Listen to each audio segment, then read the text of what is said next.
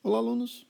Nessa aula vamos falar um pouquinho sobre educação financeira, mas no sentido do controle dos nossos gastos. Existe uma equação muito importante que pode ser escrita da seguinte forma: receitas menos despesa é igual à nossa capacidade de poupança. O que significa isso? Significa que receita é tudo aquilo que eu recebo, todo o nosso rendimento, pode ser um salário, pode ser um valor de aluguel que entra na sua conta, né? Tudo que você recebe no mês é receita. E despesas são todos os teus gastos, tanto os gastos fixos quanto variáveis. O que sobra dessa conta é a tua capacidade de poupança. Então é importante, sempre que possível você, eu sei que é difícil falar isso, mas aumentar a receita. Às vezes você pode fazer um trabalho, fazer um bico, arrumar outro emprego, pode aumentar a tua renda, né? Prestando serviços, né? Se qualificando melhor e lutando para reduzir as despesas. Isso é fundamental. Muitas pessoas acham que guardar um pouquinho por mês não é possível, mas se ela imaginar, vamos imaginar que a pessoa consiga todo mês investir R$ 300, que ela receba, sei lá, R$ 3.000 de salário, e todo mês ela vai lá rapidamente, antes de começar a gastar, já tira R$ 300 e se esforça para conseguir sobreviver até o final do mês com 2.700. Esse R$ 300, que parece pouco no primeiro momento, se aplicado numa poupança, uma taxa pequena de 0,6% ao mês, vai resultar num montante interessante em 10 anos. Você tem ideia quanto seria esse valor? Olha, seria, vamos chamar de PMT, ou uma parcela mensal de R$ 300. Eu vou depositar todo mês isso na poupança, uma taxa de juros de 0,6% ao mês, um prazo de 10 anos, dá 120 meses. Na HP, qual seria o valor futuro, né? É o futuro value aqui, ó. Então, futuro value. Aqui, ó, você primeiro vai fazer o seguinte, vai apertar aqui, ó, o FCLX na calculadora. Isso tem a função de limpar aí alguma conta anterior. Vai apertar, escrever 300 aqui e vai no PMT, na sequência. Clica ali. Depois você vai digitar aqui o 0,6 aqui e vai apertar no I. O I aqui é a taxa de juros. Na sequência você escreve aqui 120 aqui e aperta no N. O N aqui é o número de parcelas. Já na sequência você aperta a tecla FV. Então aqui vai aparecer, ó, 52.000. Quando você apertar o FV, ele vai dar o valor aqui, ó, positivo, R$ 52.500,90. Ou seja, aqueles R$ 300 que você guarda todo mês, ele se transforma em 10 anos em R$ 52.500,90, o que é razoável, com valor futuro. Existe um ditado popular que diz o seguinte, ó, o importante é se gastar menos do que se ganha. Há muitas pessoas que acabam vivendo além das suas posses e acabam endividadas, ou sempre no cartão de crédito, ou sempre no cheque especial. Como exemplo, eu posso ter aqui duas pessoas recebendo o mesmo salário, mas com pessoas com hábitos financeiros diferentes. Então, essas duas pessoas com mesmo salário, com mesma receita, pode ter um resultado financeiro bem diferente ao longo de 10, 20 anos. Isso é que diferencia muitas pessoas aí. Só para contribuir aí, para vocês refletirem, né? Vocês já ouviram falar de pessoas que ganharam na loteria esportiva, ou na Mega Sena, no Big Brother, ou até mesmo jogador de futebol, que ganhava muito dinheiro e acabaram pobres? Não é incomum isso acontecer. O que acontece é o seguinte, a pessoa às vezes tem uma fonte de receita, um grande aporte, e ela pensa que não precisa mais trabalhar, ela não gerencia melhor seu dinheiro, e é como uma caixa d'água. Um único aporte, uma única entrada e um monte de saída. Veja aqui o dinheiro saindo aqui, ó, por várias.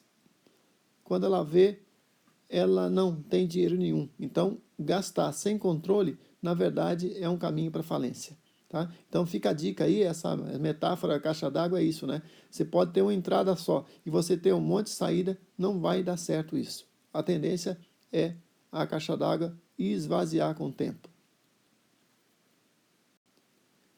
Orçamento doméstico, né?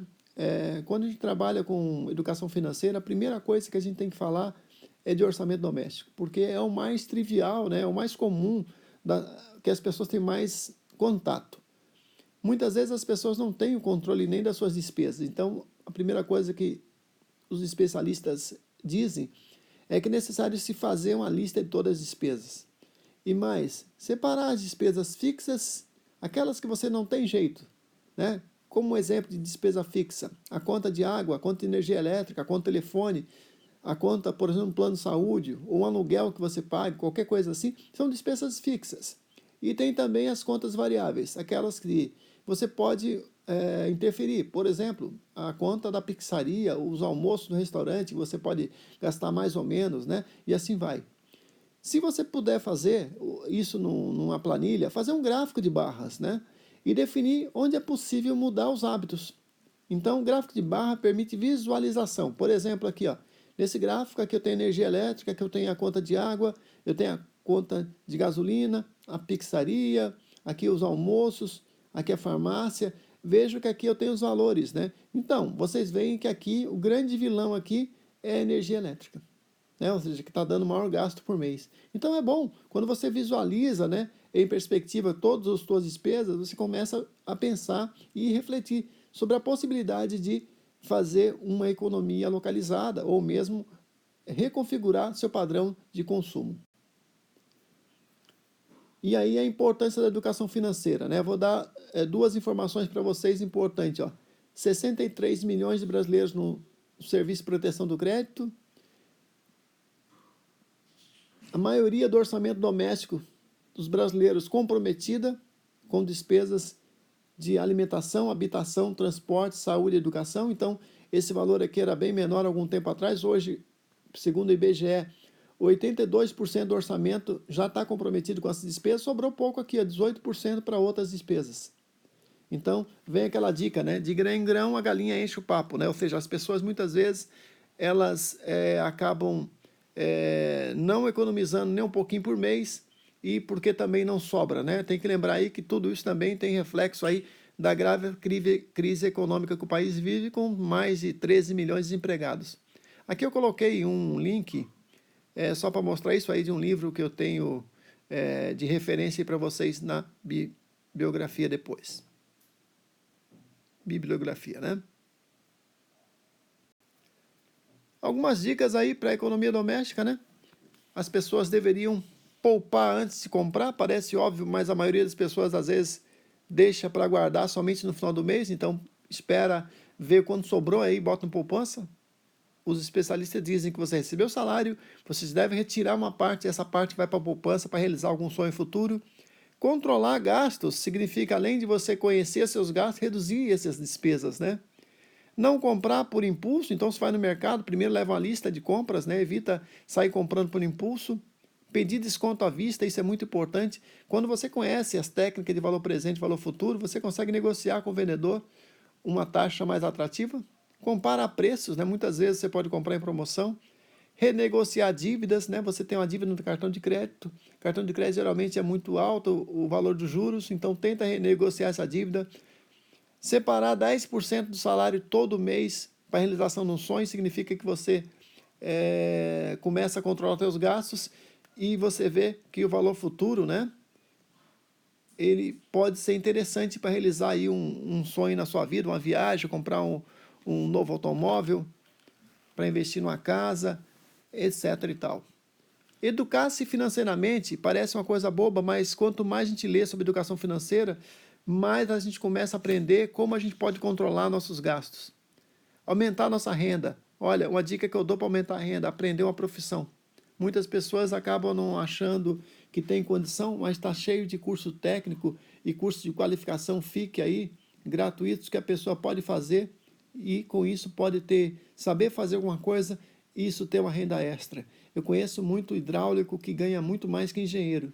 Eu conheço muito técnico de refrigeração muito bem de vida, né? Ou seja, uma profissão ela pode realmente mudar a vida da pessoa. Aumentar a renda é você fazer alguma coisa diferente que você faz hoje que possa contribuir com o seu orçamento. Educar seus filhos para a educação financeira.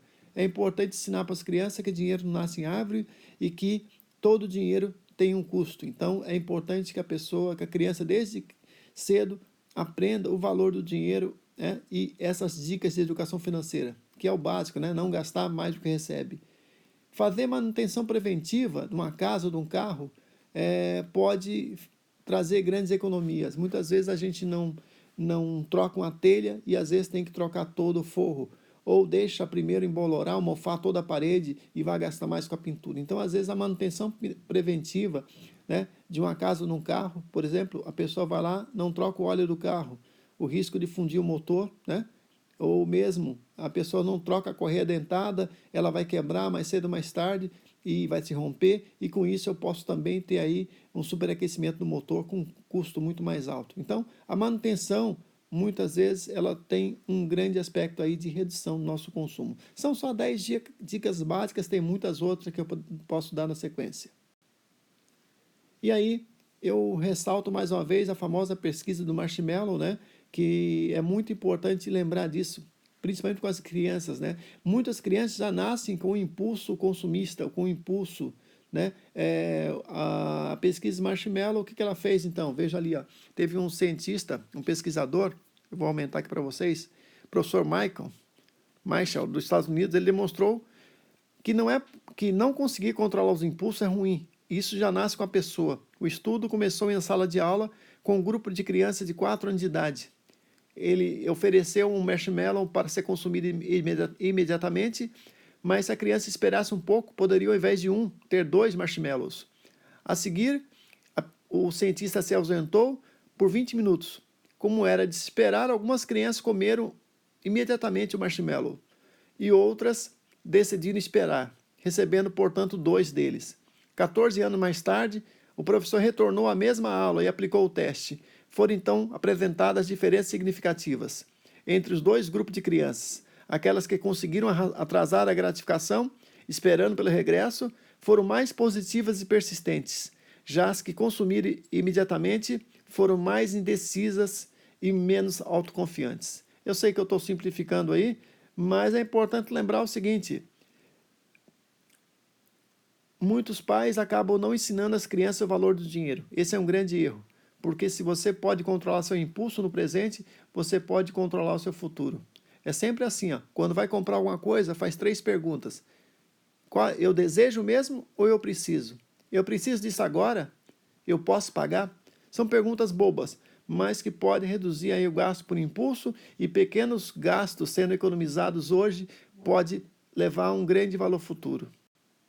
Finalmente, tem algumas dicas aí para economizar nas despesas fixas, né? Por exemplo, energia elétrica, né? Não, como é que dá para economizar energia elétrica? Primeiro, avaliar os vilões de consumo, né? O que são os vilões de consumo? Começa a observar quais são os equipamentos que gastam mais na sua casa. É um chuveiro elétrico? Será que eu posso usar energia solar? Será que eu não posso fazer uma aplicação para depois ter um retorno? Será que é, por acaso, refrigerador? Será que eu não posso trocar esse refrigerador para o outro mais moderno? Será que, por acaso, eu conheço quais são os equipamentos que gastam mais energia? Uma dica é você, num sábado de manhã, um dia, combine que ninguém esteja em casa, você ligue os equipamentos, um de cada vez, por meia hora, e acompanhe o medidor da energia elétrica lá, para ver quanto ele está girando, né? Com isso você consegue anotar os valores e perceber uma listagem de quais são os equipamentos que gastam mais ou gastam menos, gastem menos. Uma mudança de hábito pode ser interessante. Você pode, por exemplo, colocar cartazes na casa para que as pessoas não deixem as lâmpadas ligadas, né? Desliga o equipamento quando não estão usando. Traçar uma meta, né? Ter metas é importante. Traçar uma meta de economizar 10% na próxima conta de energia elétrica pode ser interessante, né? A troca de equipamento velho por equipamento novo também é algo interessante que pode ser feito. No tocante à água, é importante verificar vazamentos, reduzir a vazão dos registros, né? A pessoa pensa que não dá para economizar, mas se ela vai no chuveiro ou vai na pia da cozinha e reduz um pouco a vazão, ela pode ter um grande resultado, porque é mais fácil a pessoa tomar um banho com menos vazão do que muitas vezes reduzir o tempo, né? A redução do tempo de banho pode fazer grande diferença também na questão do gasto de energia elétrica.